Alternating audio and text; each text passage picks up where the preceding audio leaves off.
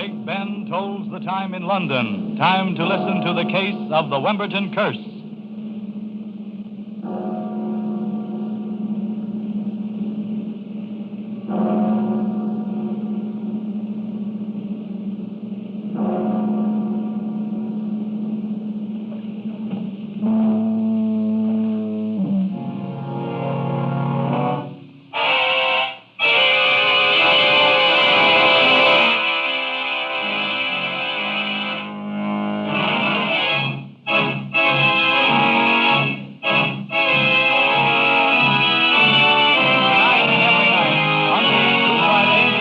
Presents the new and exciting case of the Wemberton curse, featuring Raffles.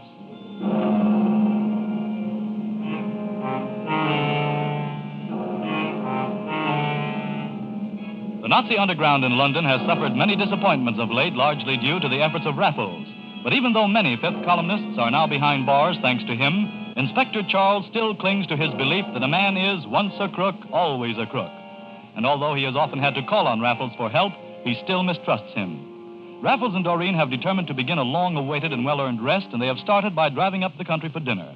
They are just finishing their meal. Could I get you anything more, sir? No, thank you. I beg pardon, sir, but I should like you to know that we are honored here tonight. Oh? How's that? The lady standing alone across there, that's Mrs. Holtz, the heir to the Wemberton estate. Wemberton? Yes. There used to be quite a scandal about several murders of women there before old Lord Wemberton died. I understand that Mrs. Holtz, his grandniece, was the only heir. Very interesting, waiter. Thank you very much. Oh, not at all, sir.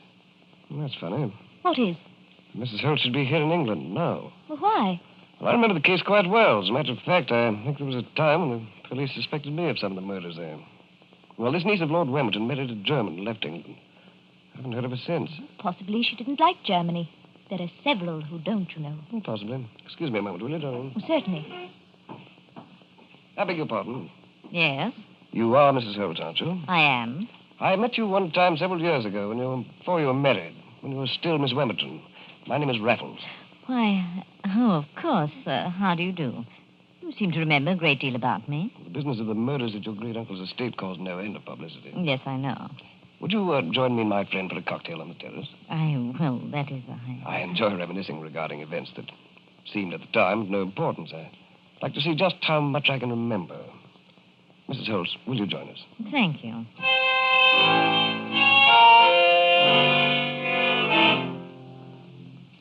You know, Mr. Raffles, since our little talk, I remember you perfectly. But I can't for the life of me remember where it was we met. You mean when you were still Miss Wemberton? Yes. That's possibly because, Mrs. Holtz, you are not the person I met as Miss Wemberton. What do you mean? You wouldn't be working for the Nazis while the real Mrs. Holtz slaves in some German concentration camp, would you? Why, Mr. Raffles, how extremely clever of you. With such a brilliant mind for deduction, one would hardly expect you to challenge a person in my position until you had made certain they were unarmed. Put up your hands. Raffles. Quiet, you. I've said about the little girl that is such a great help to Mr. Raffles. Oh, then you really do remember. Yes. Most of my people are quite well aware of you, Mr. Raffles. All of us have been hoping to catch you. I'm indeed grateful that the honor of ridding my country of your menace has fallen to me. Uh-huh. Now, out to the cars, both of you. Well, just a moment. Aren't they apt to be slightly suspicious if the wealthy Mrs. Holtz leaves without paying a check? Thank you, Mr. Raffles. You're right, and so you may pay it for me. I'm dreadfully sorry. I don't happen to have any money with me. I shall have to write a check. Oh, never mind. Here, I'll give you the money. I have quite a large sum here in my bag. Raffles. Raffles, you struck her. Well, this is no time to think of chivalry. There's another way. Oh, but she's unconscious. Oh, Raffles, you may have killed her. No, she'll be all right. And I think we might say for the moment that we're out of danger. Here, Doreen, help me load her into a car. All right. You drive mine back to the apartment. Wait from there, will you? What are we going to do with her? Take her back to London and find out a lot more about her. Oh, Raffles, no. We're going to find out why Mrs. Holtz isn't Miss Wemberton.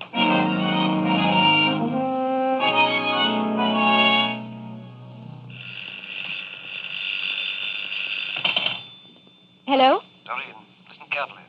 I want you to pack your things for quite a stay in the country. Where are we going? Wemberton Castle. What? Yes. Don't you want to see your newly inherited estate? Raffles, what do you mean? I've checked on our friend, Mrs. Holtz. There's no doubt but that she's connected with the fifth column. But she's never been to the castle. Stuff has been completely changed within the last 5 years. None of them would know whether she was the real Miss Wemberton or not. And I have all her papers. So get packed. Raffles, Doreen, you are going to impersonate an imposter.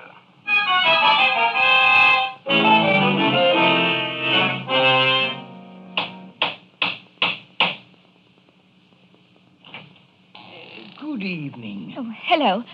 Are you the caretaker? Yes, I'm Ben Hanson. I've been caretaker here for nearly 5 years. How do you do? I'm Margaret Oh, Holt. Mrs. Holtz, come in, come in. We've been waiting for you to come home for a long time. I'm glad to see you. Thank you.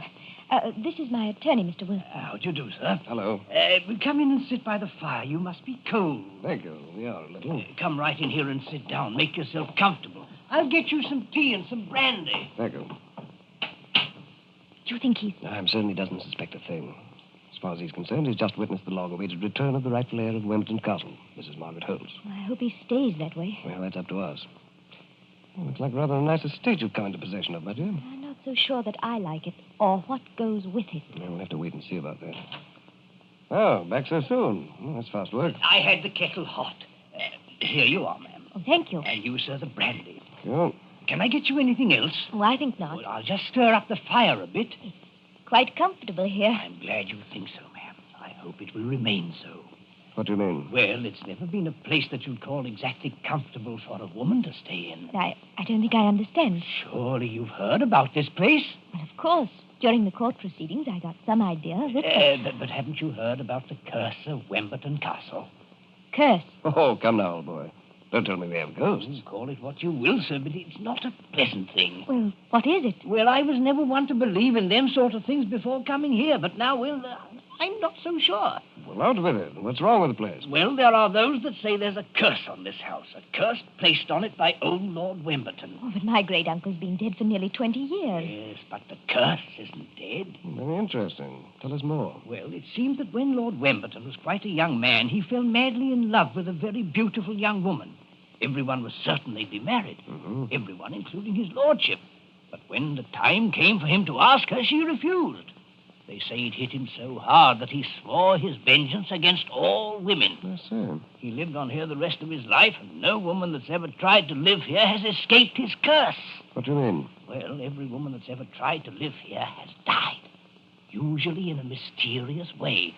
Before the old man died, everyone thought he murdered them. The police were never able to prove anything, and after he died, there were more deaths until no woman would live here anymore. You're the first one to come here in years, aside from my Sarah. Oh, then your wife is here with you? Well, not exactly. What do you mean, not exactly? Sarah passed on last month. Oh, I'm sorry. She's the only woman ever known to die a natural death here. Well, I'll get your rooms ready. Now, Hanson, just a minute. That portrait above the mantel, is that the old gentleman? That's Lord Wemberton, sir. It always hung there. To watch the place, I presume. Possibly, sir. I'll fix the rooms now. Oh, that's my great-uncle, is it? A stern-looking old bird, wasn't he? What old Hanson says is true. Oh, Raffles, you don't think I'm foolish enough to believe in such things, do you? There's probably something to what he says. What do you mean? Stories like that don't start without any reason. There's a reason back of this one. Do you think it has anything to do with the Nazis? We'll just have to wait and see about that. I say, Doreen, have you noticed what deep-set eyes your uncle had? I don't believe I've seen anyone with eyes so sunken as his were. And so brown. Well, they're so dark, they're almost black. Of course, the artist might not have done a good likeness. I don't know. The old boy obviously had money. No reason why he shouldn't have had the best. Certainly was a frightening-looking old man, though, wasn't he? Yeah. That scowl. Those jowls. It looks like he'd been rather soured on life, all right. Raffles. What is it? There. Look there in the doorway. Oh, that's only a dog. Such an immense dog. It startled me when I looked up and saw him standing there. Here's a St. Bernard. Come here, fellow. Hey, what's your name? Come here, boy. No, come here to me, not Miss O'Hara. Here to me. Oh! Doreen, what on earth? Doreen, what's the matter with you? Raffles. Make him go away. Take him away, Raffles. You see, you've frightened him. Look at his mouth. He's got blood all over it. Oh. What's the matter? Oh, Count. Down, Count. Quiet. Lie down, old boy. Over there. Now, what happened? Oh, the dog simply frightened Mrs. Holmes. He's got blood all over his mouth. Please, make him go away. Mrs. Holmes, I feel it part of my responsibility to look after your well-being. I feel that my job is to see that you are taken care of as well as the property. Oh, certainly. You remember what I told you, that my Sarah was able to live here where no other woman had been able to? Yes. Well, if you choose to remain here, you better be kind to that dog. What do you mean? But his mouth, the blood. Yes, there are a good many rabbits about. He probably caught one. But I'm certain your life will be much happier if you learn to like the Count. And whether you like him or not, you better be good to him.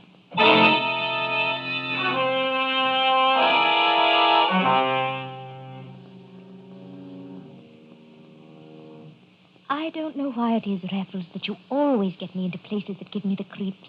But you always manage to. It takes a special talent to always find places so adaptable to the creeps, my dear. Nevertheless, I shall be happier when we're away from it and back in London. Oh. Speaking of the creeps, have you noticed the crest of the house of Wemberton that's on everything around here? Yes, why? Notice anything creepy about it? Oh, only that it's on the buckle of that jeweled belt my old uncle is wearing in the picture. Didn't you notice anything else? No, why? The central motif for the crest is a death's head. Probably some more of the old boy's hatred for women coming out. Raffles, here's that dog again. Yeah, it looks like it's been cleaned up. You better do as the old gentleman says and be nice to him. A dog that big is better to have as a friend than an enemy. Well, all right. I suppose it was silly of me. Come here, boy. That's it. Come over here. There. There, that's it. Come on. Put your head in my lap. And now. Raffles. Yeah? No. No, it couldn't be. Raffles, come here. What is it? Raffles, look at the collar this dog's wearing. What about it? It is. It's the jewel belt Lord Wemberton's wearing in the picture. By Jove, so it is. But what? There's something else. Raffles, his eyes. Look at his eyes. Yes. Then look at the picture. Well, I'll be... Those same deep-set, dark brown eyes. And those heavy jowls in the belt. An amazing likeness. Raffles, this is more than a likeness. The eyes, the face, everything. Do you see the resemblance to Lord Wemberton?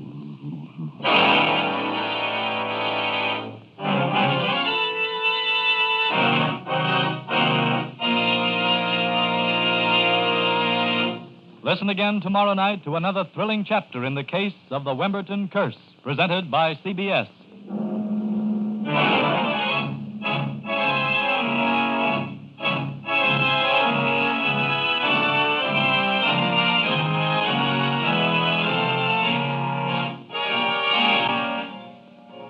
This adventure mystery is presented each evening, Monday through Friday at this same time. Be sure to join us again tomorrow when London's Man of Mystery returns.